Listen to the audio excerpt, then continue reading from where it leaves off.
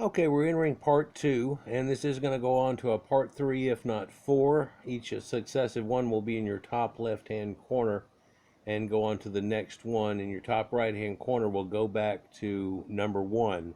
And so if you haven't seen part one yet, just go to the end of this, last 30 seconds in your top right-hand corner. It should show up there if I can make it work. If not, we got to go to the end one and go to the channel and look for it. But one should go to two, two to three, three to four, and so on.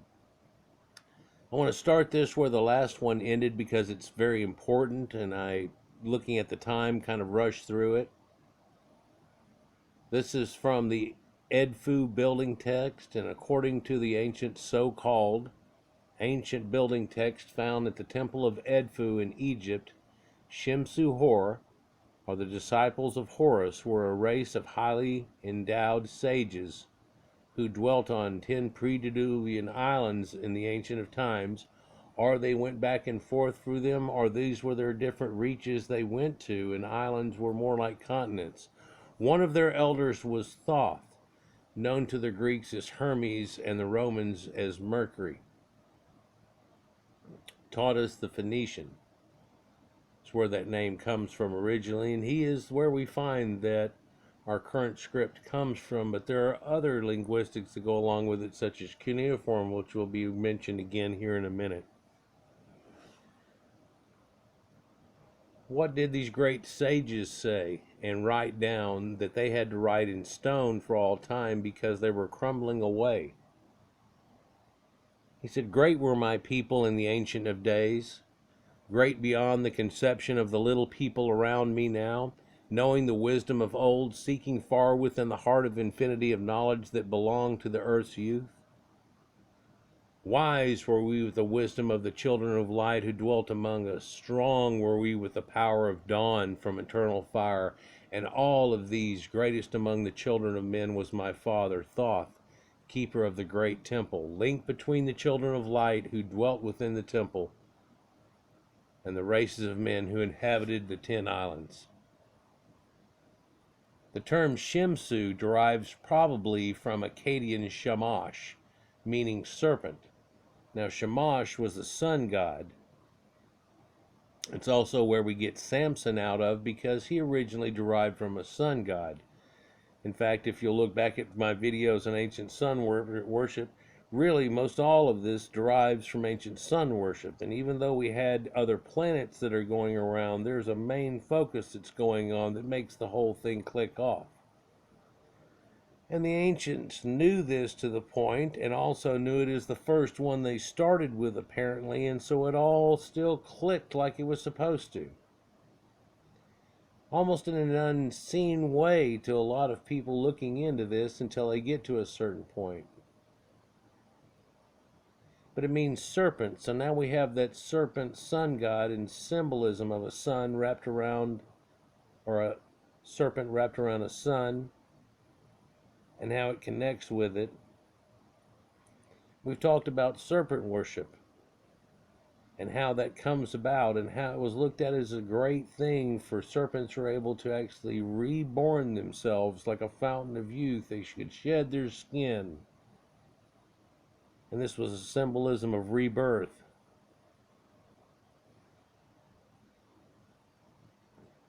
Still works with churches that use this type of thing today, but that's all looked as holy roller freakouts nowadays, isn't it? It's because the way they go about things. The word Shamash or Shemsu is similar to Shamus or Samus in English, James. These correlate with each other. Strangely, you'll find here that what we're talking about is an Indo-Proto-European linguistic group that used to be called Aryan, that if you'll take everything back a couple of notches, it's remarkable how close Irish is to the ancient Sanskrit language. People have noticed this a long time ago. Ancient linguists went there and started to mess with it, and they knew enough about old Celtic and Irish and went to study that, which is something radically different. Whenever they got there, they were like, what? And then connections were made all the way through. Other people took along those and stood upon their great shoulders and said, let's see what else I can find. And they went all the way through it, and it ends up showing it. Now there's another group that have gone through this and picked it up and said there's another linguistics that apparently encompasses everybody, and the Sumerians and everything goes back before that would have derived everything. Yeah, so if you want to talk about a Babylon and when everybody spoke the same language and everything, here we are talking about the Aryan thing where it goes back where people could understand each other, but make no bones about it. If you're building something like that, it takes sacred geometry and so on. And the real truth is, man, if we're working with math here and we do it right, you can actually work across boundaries. 3 is 3. These numbers are these numbers. Percentages are percentages. And if you can realize what I'm doing on a piece of paper, even though you can't even speak to me, you should understand me. That's the reason they try to use math to speak to the aliens. Because they would notice something like a blurt that comes out as like pi. They were like, why are they putting out that strange number as opposed to anything? That's the way it's supposed to work. That's what I keep finding a lot of times in my studies is I'm going through, all of a sudden I find this pi and I'm like, what the hell is that doing here? I must find its attachments. Why would it be in this position? After doing that a bunch of times, I realized, that's all over everything. Not pi itself, sacred geometry and all of the situations that go along with this. Astrotheology. It all worked off of it. I've shown enough of it this last year. I've worked through this in the last 3 years in like 3 little modes. And hopefully y'all kind of see that a little bit and realize it's revealing itself here. I'm trying to do it right. If I had a real good program to go off of, that would work a whole lot better. But we're just winging it, actually, and then putting in stuff that comes in naturally. We believe the term for Horus, the falcon or hawk-headed god of the sun, represented the Ari or the Aryans. The letter H was often used the same way as the or le in French. Therefore, Hari is the Ari. As a symbol, the hawk primarily signified spiritual status. The name Horus or Harrison from Har meant hawk or son of the hawk. We'll find that out here shortly, where it works with things like Harrier hawk and Harrier jets. And you know how a hawk does that thing where it float up and then dive in on somebody? Yeah, that thing was able to float up, and they gave it that name. Yeah, but Harrison, how does that work with hawk? Names have meanings to them. And a lot of the England names that we have, if your name is Barber, then probably you had to do with people and cutting their hair and da-da-da, and this was this and that was that. And Karen Carpenter's people used to be carpenters, didn't they? And stuff. Well, it works to that point. Millers were people that millers, and brewers were people that brewed beer, and all of those things. Yeah, it works out. But you also other things connect to that, like Berber went with people that didn't shave their beards, and that's where barbarian came from back in the day, because all these clean-shaven people thought they were so hot because they shaved. But you'll find that was the Greeks, and ironically, their big intelligent men and gods are all shown with, well, primarily, beards. Isn't that strange? Even in Egypt, you'll find that they, even though they shaved and shaved their heads and their entire bodies and stuff sometimes for a period there, they still put on little fake beards. Yeah, isn't it amazing that they kept themselves preserved, so whenever something like this comes along and there's any question, there's actual length of time that they lasted to end up showing the reality of it all to a people that apparently are forgetting. Talk about le or the in French, also L, which is the backwards version of le. L in Latin means the, right? But El used to be the god of the Canaanites. And I could go off for an hour easily. Let's just continue.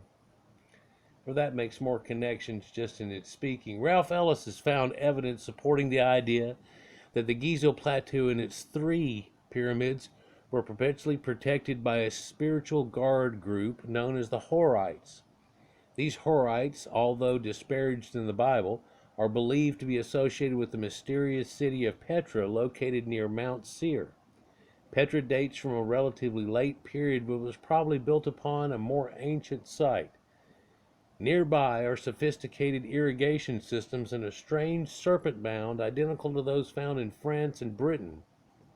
Here can be found little doubt that the Horites were descended from the ancient Shemsu Hor and the disciples of Horus. There's a statement that they had worked out all their astronomy for 40,000 years before they gave it to the rest of the world. Also a statement on a parchment found under the cornerstone of one of these temples in the great foundation of Dendera in the 4th dynasty, which is when the pyramids were built and so on, that the Great Pyramid was built by the followers of Horus. And these stellar cult people were the followers of Horus, just as the Christians are the followers of Christ. Indeed, traditional history is identical almost in every particular, including the crucifixion. That was written by Albert Churchward. The word root har signified the hawk and the god Horus. The term is still employed today. A good example is the Air Force, Force jet, known as the Harrier. The first version of the warplane was even known as the Hawker. The Harrier Hawker flies up like that. You know what's amazing is if it really needed to happen, that thing could fly and land on the east lawn of the White House or whatever, just like you could take a helicopter and do it with it. Yeah. In fact, anywhere you can land a helicopter at, you can land it at. But also, no joke, you could probably land this thing in the middle of a city if you had to, if you had a 4-lane street. Right at that 4-way or so on, as long as there's not any wires going to get him whenever he comes down or up, he can come in and land. Really an advantage. A hawk gets a chance to do that, but also the idea of that Harrier was that they were going to fly up above everything. So there is that concept again, and then hawk on them from above. It's not really the way that it attacks, it's the way it gets up and down. But that in itself gives it the advantage. As said, the root har or hor refers to Horus and the sun. Ellis maintains that this mysterious sect of specifically appointed guards was despised by the Hyksos people, who were none other than the Israelites of the Bible. He also maintains that one of the ancient names for the Great Pyramid was Seir, a word connotating the west.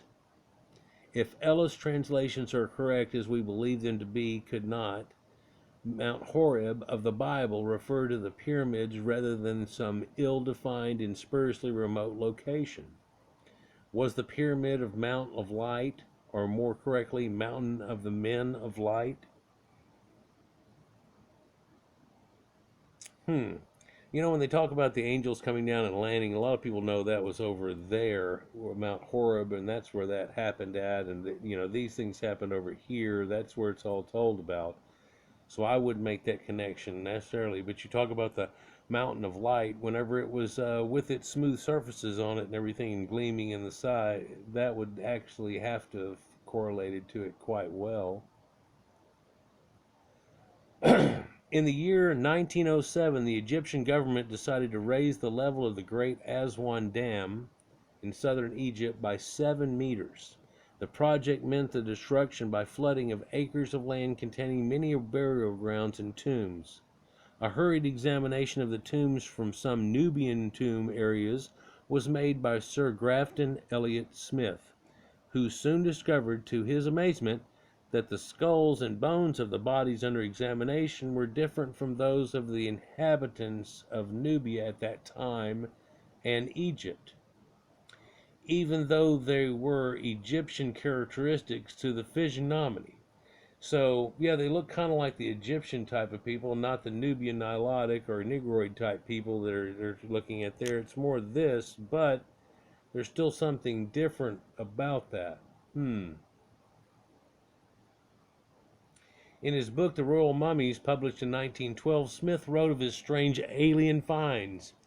He says the alien people represent many striking features of contrast which sharply differentiate them from the population of Egypt and even Nubia. In height, they do not differ in any marked degree, but their crania are shorter and considerably broader than those of the indigenous people.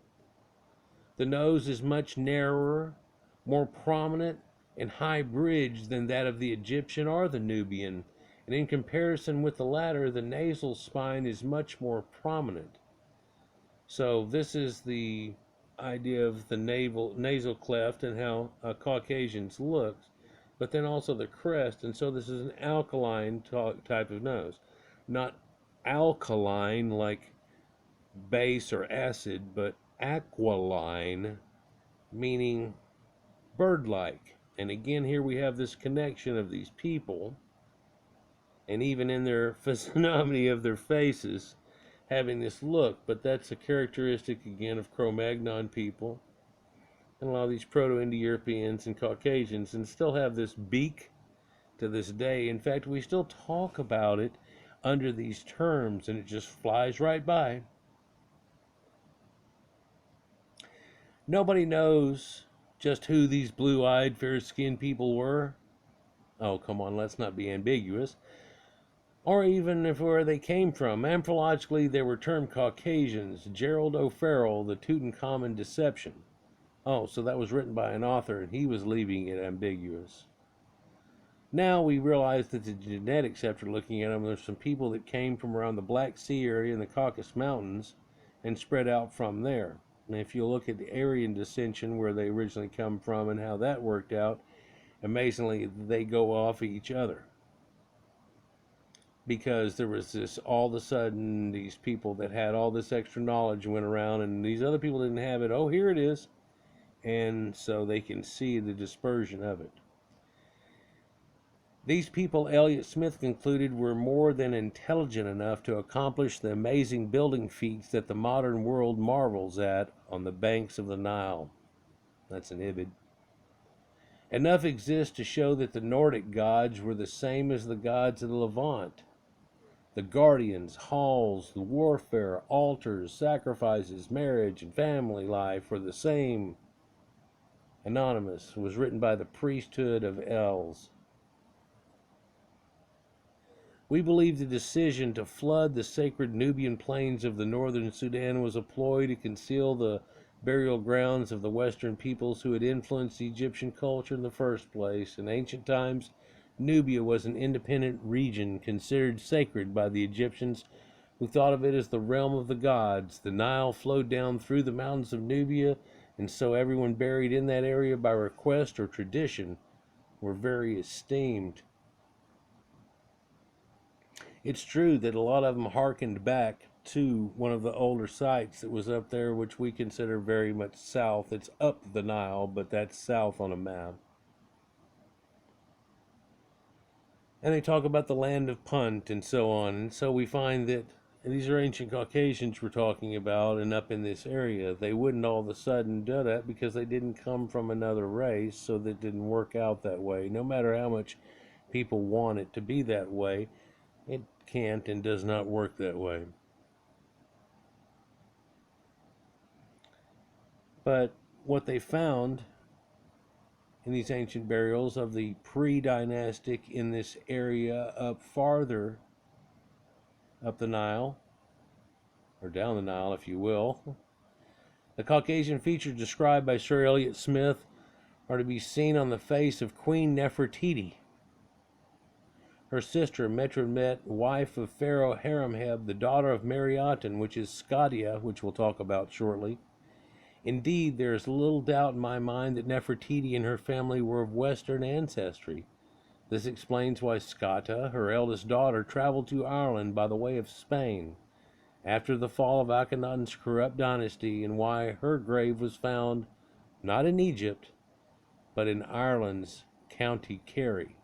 I made a video about that, and really I ripped off a little bit of part of Robert Sepper's video where he's talking about it, but there's actually well-known folklore that goes along with this, and it was not questioned up until modern times. Also, the independence of Scotland, written on the paper and parchment and vellum way back when, connects them to the biblical people in Egypt and stuff, saying where they had come from. People try to dismiss this. In a modern day, trying to be, we try to be ambiguous about things. We don't have to be. It's good though. You know, in the story of Atlantis, one of the problems with the people is that they failed to take their prosperity with a monicum of decency to hold it off, you know? And so they ended up getting too cocky and doing all kinds of things. And I'd like to think by looking at it, you know, this could have gone a very much different way. And the way that Caucasian helped everybody in the world and bring all these incredible inventions, and everybody flies now, and you can listen to the devices that we're on and all these things that work off of derived technology from them, that we are holding it with a monicum of modesty, although when I make videos like this it probably doesn't seem like such, but you also every once in a while have to just check in with reality. When modern academics composed reference books about early Egyptian history, they scrupulously avoided mentioning the impressive body of ancient evidence attesting to the celestial rulers of pre-dynastic Egypt. Tony Bushelby, The Secret in the Bible. Yep, they want to leave that out. We've talked about that before a few times. In fact, I made a whole series about it, but I also feel like that because I knew I had the long series in front of me, I brushed past points that could have taken me 30 minutes to get through.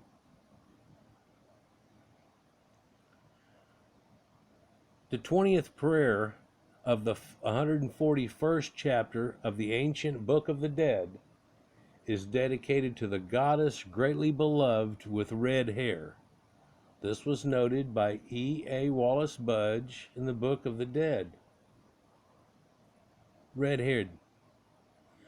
The pre-dynastic Egyptians, that is to say, the stratum of which is indigenous to North Africa, belonged to the white or lighter-skinned race with fair hair. Many particulars resembled the Libyans, who were later historical times lived very near the western bank of the Nile. Also by E.A. Budge, Egypt in the Neolithic and Archaic periods. When he first started studying Egypt, he saw through the red ochre paint thing going on because he had seen Greeks and everything else too, but then looking at the bodies and finding all these blonde and red-headed people and all this going on, a lot of it gets omitted now. They want to act ambiguous. Seriously.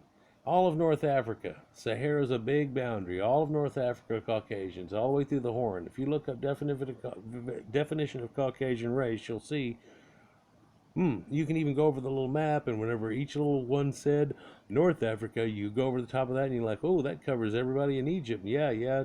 That's where all Caucasians were up until a recent time.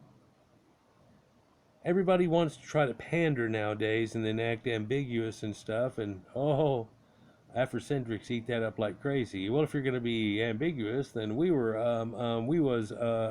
no.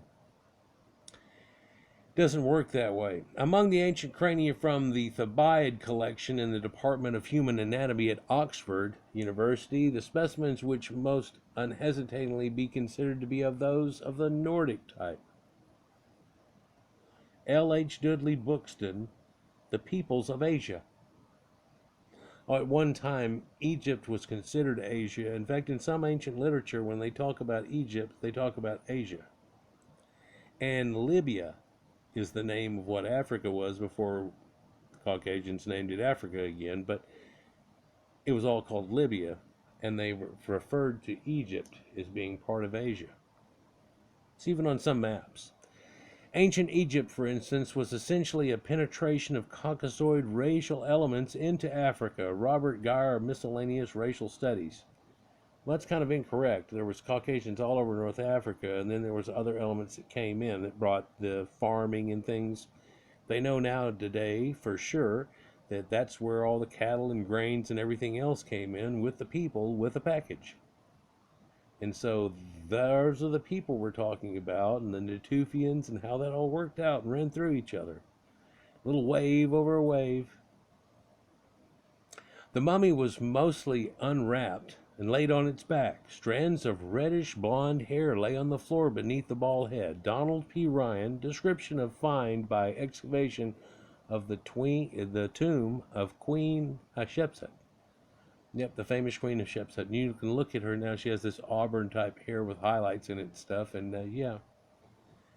Here's a story. There was a queen, Nitocris, braver than all the men of her time, the most beautiful of all the women, blonde-haired with rosy cheeks. By her, it is said, the third pyramid was reared or built, with the aspect of a mountain. Manetho wrote this.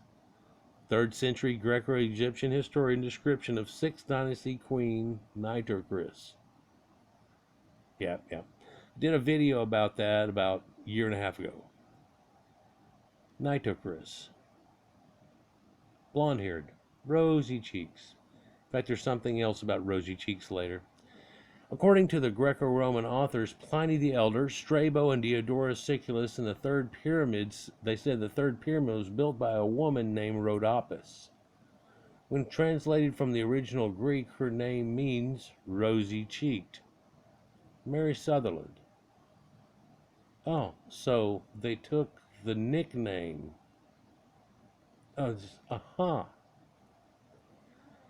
Funny how mythology works.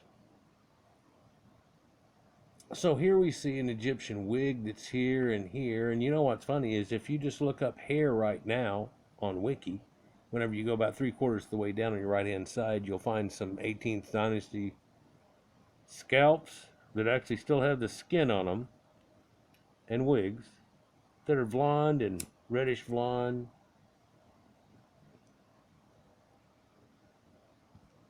Egyptians. But the one on the left here is the face of a royal personage's name is Nofret.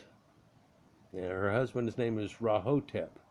She, as you can tell, has blue eyes. He also has blue eyes too, but it's weird. His are a little bit different. They're kind of blue-green. Hers are kind of almost blue-violet. Well, it's really if you get in different angles to it. If you're not quite, they look grayish until you get at the right angle, and then they're all blue. And in between that, they kind of have a purplish or violet effect. Now, she's from the earliest dynasties, from 4th dynasty, 2575 BC to 2467.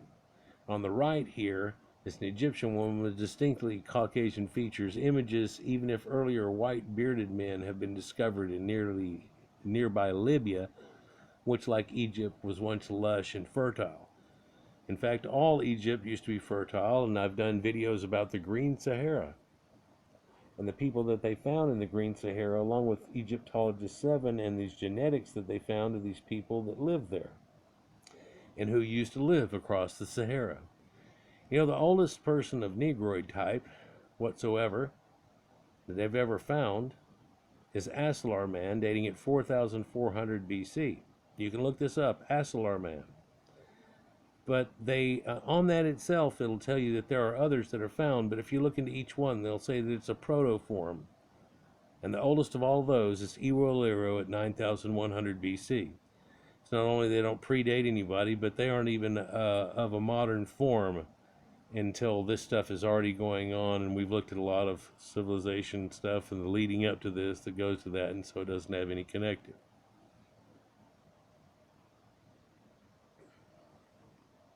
The first pharaoh of the first dynasty of Egypt and founder of the great city of Memphis, which is named after him, King Menes, is buried in northern Ireland, also known as Aha Men and Hor Aha, the Fighting Hawk. Menes was most likely a prestigious member of Egypt's first civilization, the remnants of which were discovered by Professor Walter Emery and founded by the disciples of Horus and the sun god. In one ancient text from this empty tomb discovered by Sir Flinders Petrie in Abydos in 1900, Menes is referred to as King Manash of the Sun Hawk race. Kind of depending on it different.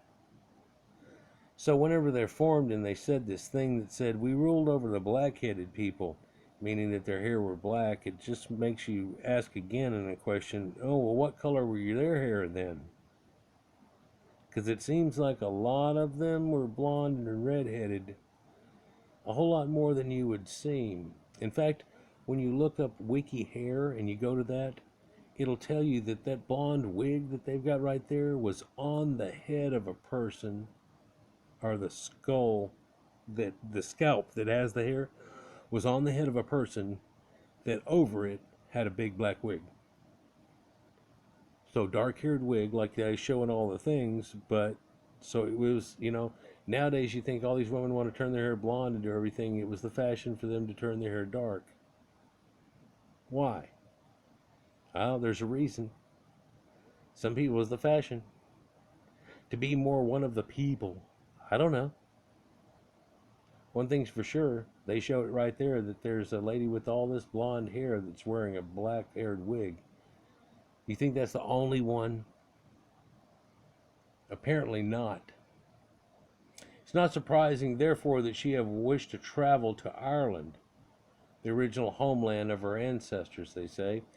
Most pathetically tragic of all, perhaps, is the discovery that the heretofore unread long record inscribed on the great ebony label found in the tomb of Menes at Abydos in Upper Egypt, and written in the Sumerian cuneiform script, the language of his time, narrates in graphic, circumstantial detail how this great admiral and world emperor, in his old age on a voyage of exploration with his fleet, made the complete course to the furthest west sunset land in the Western Ocean, and there met his tragic death.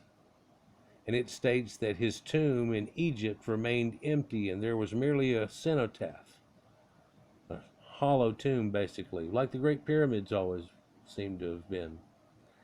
And the place name of the island in the far Western Ocean, which appears to read Urani, suggests the place of his death is a real tomb, is Erin, or Ireland, where it's where Aaron comes from, and the name Aaron. And Aaron in the Bible, Aaron,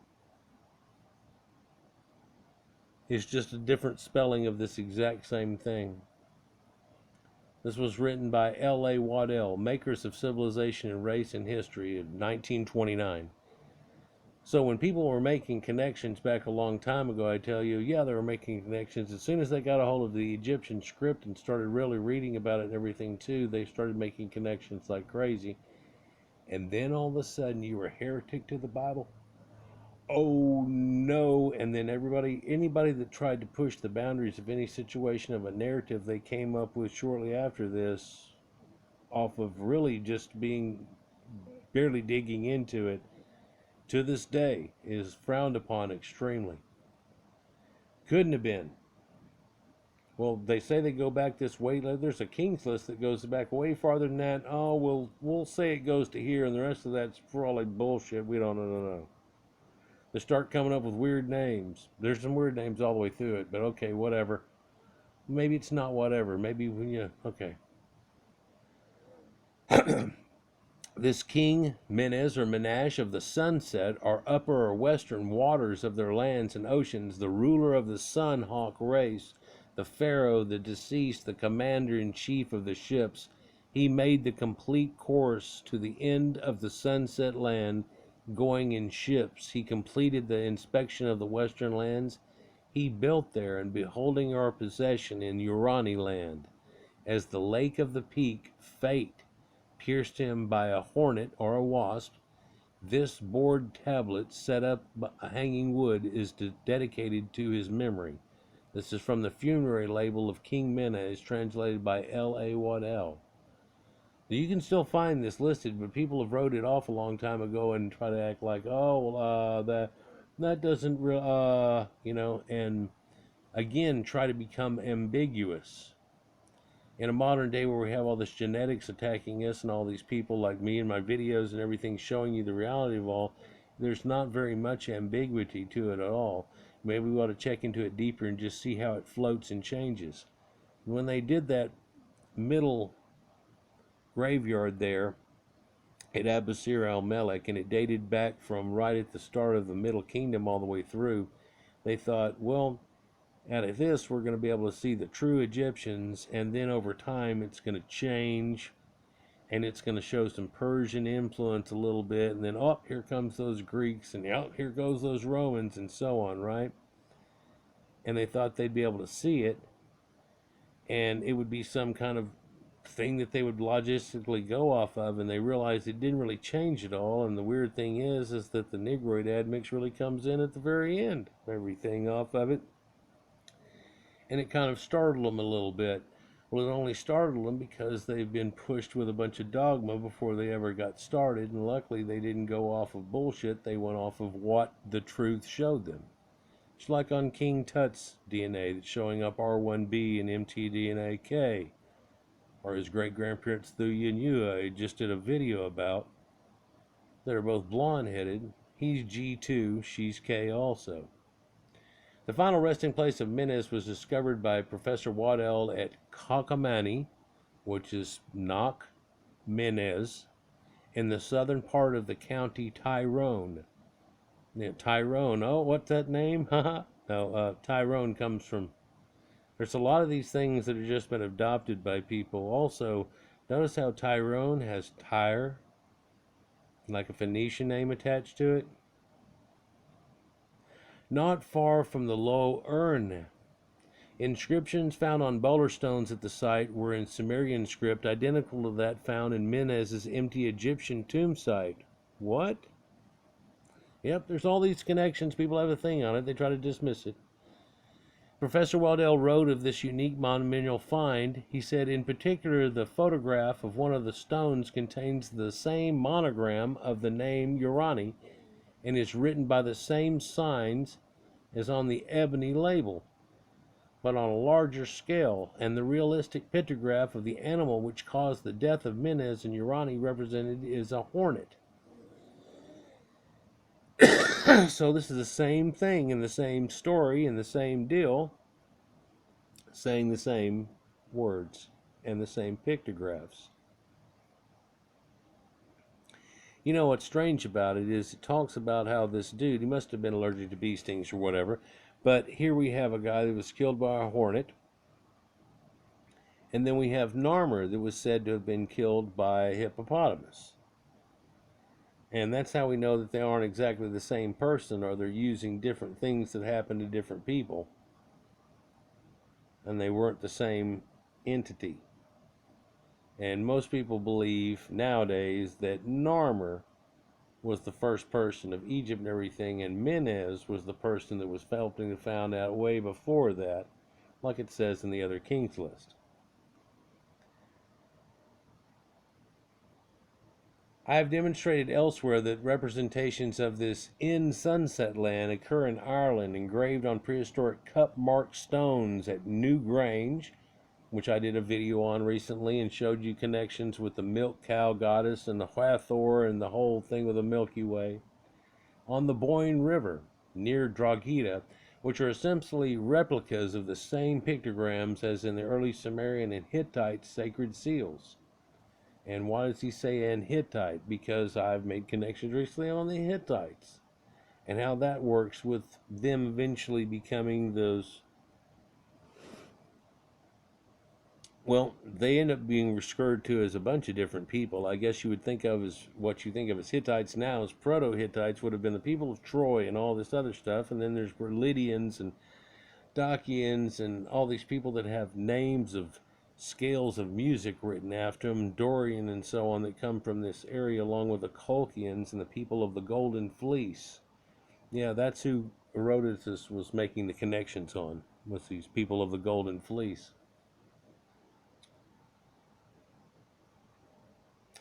So that's in Egyptian civilization. It's Sumerian origins and true chronology. And I have to admit that in reading that, I made a lot of the connections, and I expressed them to you, that I have a lot of Sumerian connected types on there.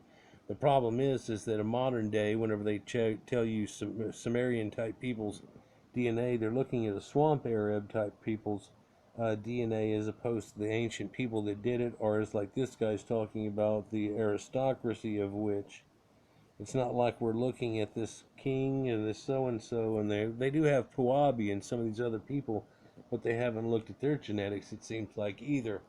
And that is another issue. But then again, getting that to happen would be a different hoop to have to jump through. Egypt seems to actually live off the fact that we're so interested in this that we pay billions of dollars every year to check it all out. There's Hatshepsut on the left-hand side there, and yeah, it's got her chin thing stuck onto there too. She wore a man's chin other times. On your right side is Ramses III of 20th dynasty, but he comes from other Ramses, and of course Ramses is a redhead here. She's paler. He's got a little more red ochre on him. If you check it out, mainly the males around here are going to be darker than the females as far as Caucasians go, especially if you've got somebody that's like a housewife and so on. Although whenever I grew up, everybody was into a real kick of tanning, and if you're as old as me, or at least over 40, you'll probably remember all these different tanning solutions that you used to get in the San Tropez tan and copper tone, and people going to sun tanning booths, which was going on way up into after 2000, but that started petering out. Everybody started thinking the sun would make you look like leather way too early, and there is something to that. You don't want to sit and just chap yourself. King Menes of Samaria in Egypt is referred to in the Hindu Puranas as Azamanj, the far shooter. That's strange. That also is Apollo's moniker in a few things. The far shooter. A title that reminds us of the Old Testament of Saul and David, and of Irish son of Lu, wielder of the great lance, and entitled the Long Arm. Asa meant strong and valiant. In the Hindu Mahabharata, Menes is Manashu, whose title was Prabhu. The term comes from Prahu or Parahu, and is possibly the origin of Pharaoh. The Hindi word chief or father of Menes identification with the hawk or god Horus is suggestive, since Horus was often referred to as a blue-eyed god. One other early tomb inscription says, "I knit upon the head of the blue-eyed Horus, the god who acts." You can look that up. And this Wallace Budge thing, wish I could get that ancient book, copy of it. We're going to go to part 3 here in a couple of minutes. It'll be in your top left-hand corner, but let me finish for a while here. Egyptian Queen Tefi lies near Tara, a location some believe to be named after her. The name is believed to derive from Timur or Timor, meaning mound of tea. However, it probably derives from Tiari, after Ari or Eri, supreme goddess of the pre-Celtic Druids. Mummified Barbary apes were discovered at Navan in Ireland, and entries concerning places in Ireland have been found in Egyptian papyri. Papyruses have shown this thing, that people go, well, where is that? Well, that has to be here, and they don't want to give correlation to that. Nowadays, people realize, Cornwall, England, they used to get a lot of their tin from there too, and so on, and there's all these connections that...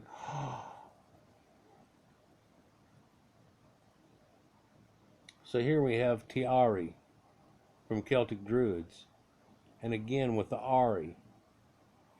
British Israelites believe that the tomb of the prophet Jeremiah is also to be found in Ireland, as Low Crew in County Meath, and believe him to have been brought to Tara, the coronation stone, the stone of fall, upon which Irish chieftains were crowned. However, when anecdotes such as this are broached, scholars are quick to say there are many of in commerce between Egypt, Phoenicia, and Ireland. After all, the majority of this commerce is dated to around 600 BC to 700 AD, though.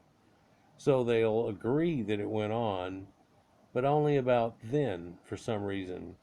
We talk about the Stone of Fall and how they're coronated on it, but then again, there's also the Stone of Destiny.